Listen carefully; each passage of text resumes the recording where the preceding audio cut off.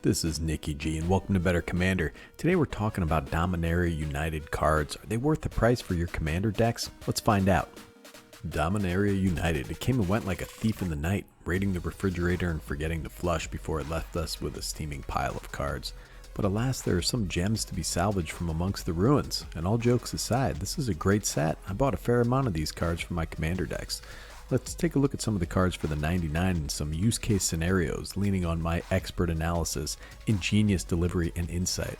We'll answer the question, is this card worth the price? But first, if you enjoy the nonsense that spews out of my face, like, comment, and subscribe because it only gets better from here. And my friends, it's free for thee. Let's take a look at some of these cards. I'm going to ignore Sheoldred, it's like 50 bucks. Except to say that it's good. It's very good. There's little reason not to run it in any black deck. It's a 4/5 beater with just a game-ending text box. Wheel a few times and it's game over. If you pull one out of a pack, God bless you, stick it in a deck.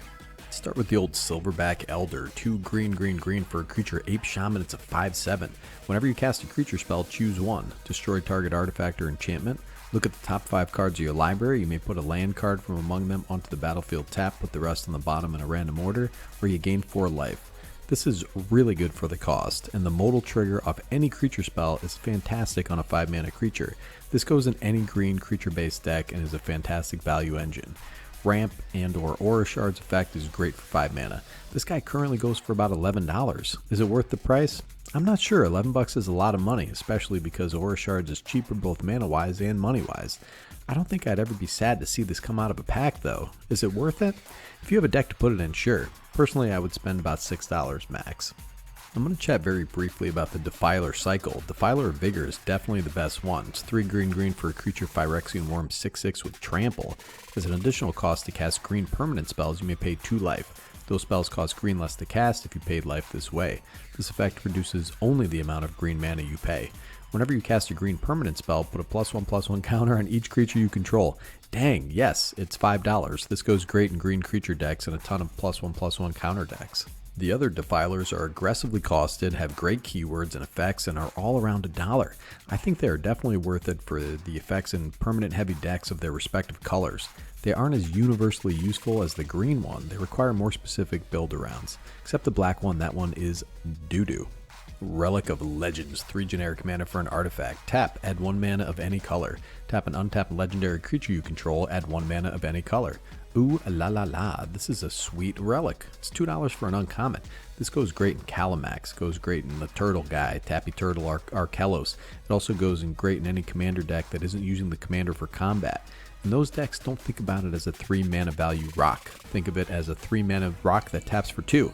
Does that make it any better? Yeah, I think so. The cost is low, $2. It's a cool card.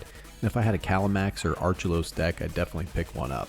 Aether Channeler, 2 and a blue for a creature, human wizard, it's a 2/1. When it enters the battlefield, choose one, create a 1/1 white bird creature token with flying, return another target non-land permanent to its owner's hand, or draw a card.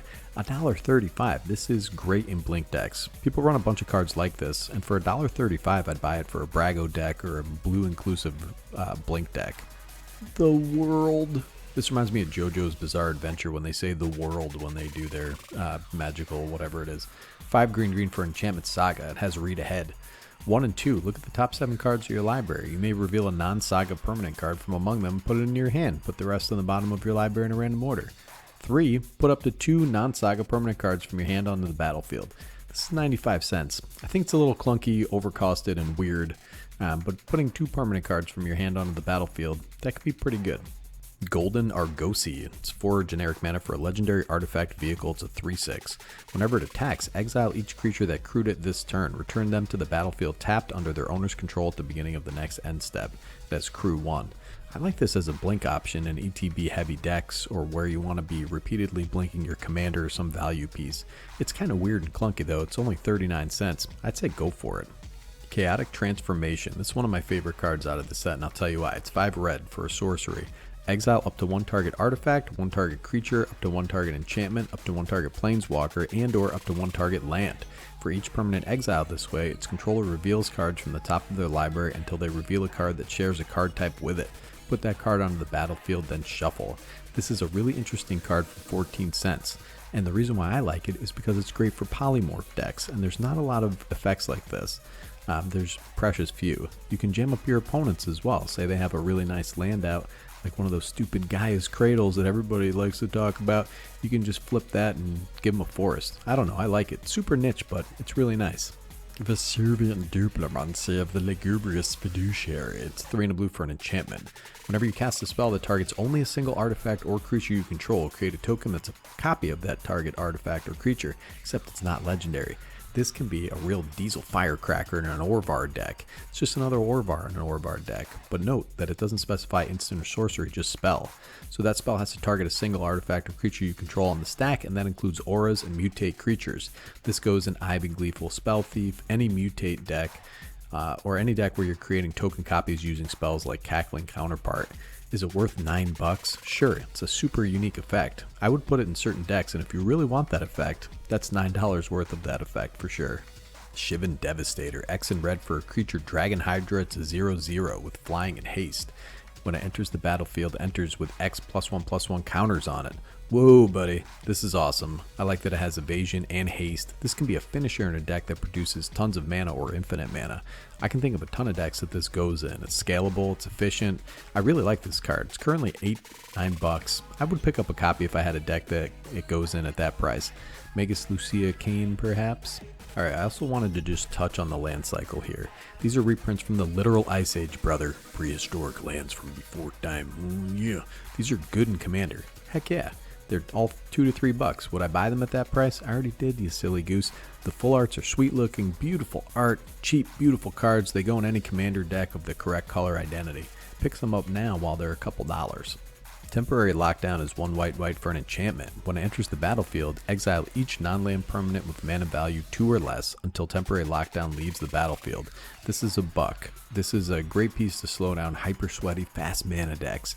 I can see this in some decks, some more stacksy alternative decks, and it's like $1 worth of power. Just play your rocks after all your opponents do. It's definitely interesting, has enchantment payoffs. I think it's pretty good. Threats Undetected. This is 2 and a green for a sorcery. Search your library for up to 4 creature cards with different powers and reveal them.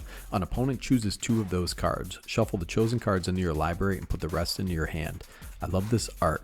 It's really cool looking. I love the effect, but there are so many better tutors out there. You need to really need an effect and have 4 creature copies of that effect in your deck, and you need to not have that one effect on the board or in your hand. But let's phrase it like this. You draw 2 cards for 3 mana, and they are the 3rd and 4th best creatures in your deck. It's really good in budget decks for 89 cents. Terrar Asunder, 1 and a green for an instant. It has a kicker for 1 and a black. Exile target artifact or enchantment. If the spell was kicked, exile target non-land permanent instead. Is Utter End good to you? If your answer is yes, then this is great for 50 cents in a green-black deck. I think it's flexible, it exiles, and can hit any non-land permanent.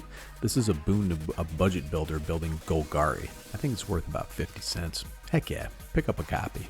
Silver Scrutiny is X blue for a sorcery. You may cast Silver Scrutiny as though it had flash if X is 3 or less.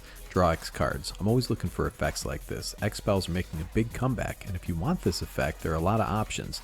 This is interesting in a more reactive deck. If you're holding up mana, this can be gas if you still have your mana at the beginning of your last opponent's end step. I'm going to scoop it up for 25 cents. Plaza of Heroes. This is a land. Tap, add colorless. Tap, add 1 mana of any color. Spend this mana only to cast a legendary spell. Tap, add 1 mana of any color among legendary permanents you control, and then has 3 in tap. Exile Plaza of Heroes. Target legendary creature gains hexproof and indestructible until end of turn. Jeebus, this is a lot of text on a land. Basically, it's a situational legendary manners, rainbow land. Well, Commander is a legend-centered format, and every deck will have at least 1 legend. This is currently $8 or so. I will not be buying this for any of my decks. While it's a fantastic land, and it could go in almost every Commander deck, I'm not in desperate need of that effect. I would definitely buy 5 or 6 for $4 or $5 though. Weatherlight Compleated, 2 generic mana for a legendary artifact vehicle. It's a 5/5 with flying. As long as Weatherlight Compleated has 4 or more Phyresis counters on it, it's a Phyrexian creature in addition to its other types. Whenever a creature you control dies, put a Phyresis counter on Weatherlight Compleated. Then draw a card if it has 7 or more Phyresis counters on it. If it doesn't, scry 1.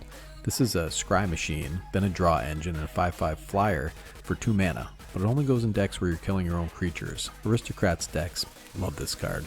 This is $5 and change currently. It's cheap enough that I would stick it in Aristocrat's deck. If you're looping creatures in and out of the graveyard, this can draw you into your win conditions. If you don't have any creatures dying, then it just sits there and does nothing. It's an interesting design for sure.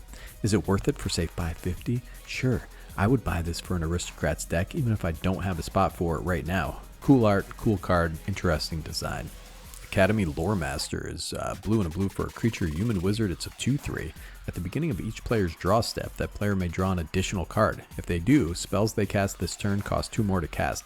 This is 20 cents. This is okay in a draw go deck. You take advantage and your opponents maybe do also, but 2 generic mana is a bit too much to pay sometimes. I tried in a draw go style deck, but even there it's a bit of a risky biscuit. Leaf Crown Visionary, green and a green for a creature elf druid. It's a 1/1. Other elves you control get +1/+1. Whenever you cast an elf spell, you may pay green. If you do, draw a card. $4.50. This goes in any elf deck. If you have an elf deck, buy one. It's great. Kind of the same thing with the rest of the Lord cycle in this set. If you have those decks, pick them up. The Shadow-Rite Priest is fantastic in a cleric deck. The white one, not so many soldier decks, but it has some kind of niche, I'm sure. Haughty Djinn is 1 blue for a creature. It's a Djinn. It's a star 4 with flying. Its power is equal to the number of sorcery cards and instant cards in your graveyard. Instant and sorcery spells you cast cost 1 less to cast. What a fancy lad this guy is. This guy is also $1.35. There are spell slinger decks that want this guy. The cost reduction is great when you have these cheap interactive spells, counter spells and the like. For those decks, this packs a lot of value. Its cost reduction on a potentially high power evasive creature. Yeah, I would say $1.35 is worth it for this guy. If you need that effect, I like it. The Phasing of Zhalfir, what a weird card. 2 blue for an enchantment Saga. It has a read ahead. First and second chapter, another target non-land permanent phases out. It can't phase in for as long as you control the Phasing of Zhalfir. Third chapter, destroy all creatures. For each creature destroyed this way, its controller creates a 2/2 black Phyrexian creature token.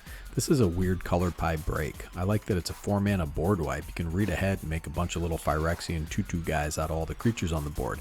It's interesting. There are decks that want this, especially token decks where you aren't losing anything while your opponents get blown out.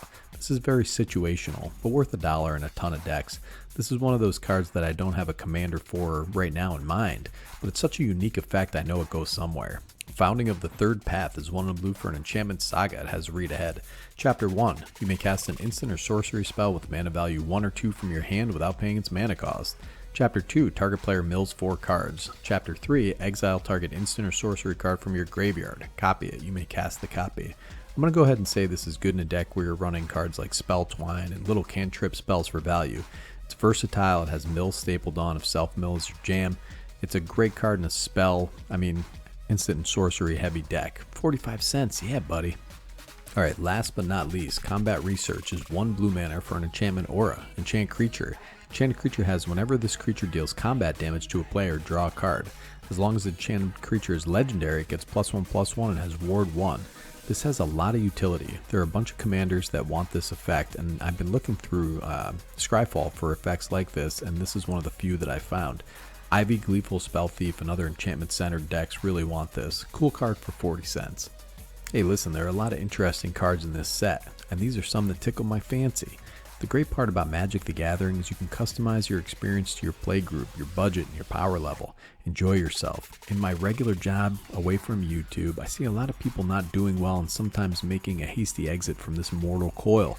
In the end, we're more than just our hobbies and our identity. We're dancing motes of light, here for one brief moment. Make that moment beautiful and enjoy it, you silly geese. This is Nicky G from Better Commander, signing off.